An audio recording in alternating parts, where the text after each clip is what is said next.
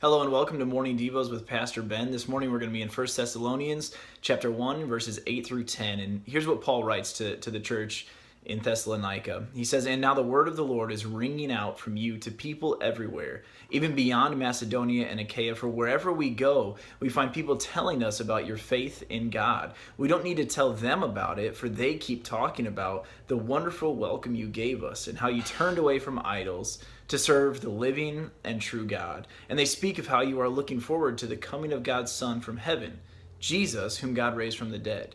He is the one who has rescued us from the terrors of the coming judgment."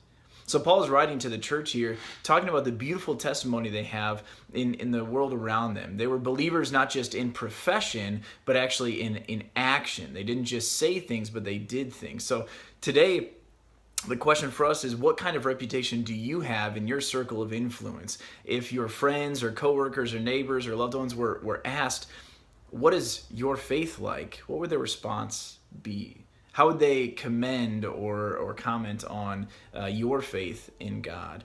I think today in the society that we live in, I live in America, so in our society, we have a horrible reputation in America as Christians. There are a lot of people who claim to be Christians with their lips, but their hearts are far from God.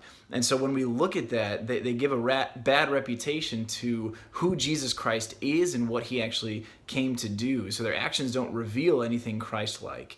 And so we must be then about the glory of God and making his name and his reputation known. It's not about you, it's not about me, but it's about Jesus, and it's about making his name known. It's about he who rescued us from the terrors of the coming judgment. It's about Jesus who was tortured and crucified and buried, whom God raised from the dead. That's what our lives should be about. And so today, let us live lives full of faith, full of true Christ-likeness, and let our lives breathe, speak, and overflow with Jesus Christ wherever we go, that our reputation might precede us, that we might be good ambassadors of Jesus Christ wherever we go.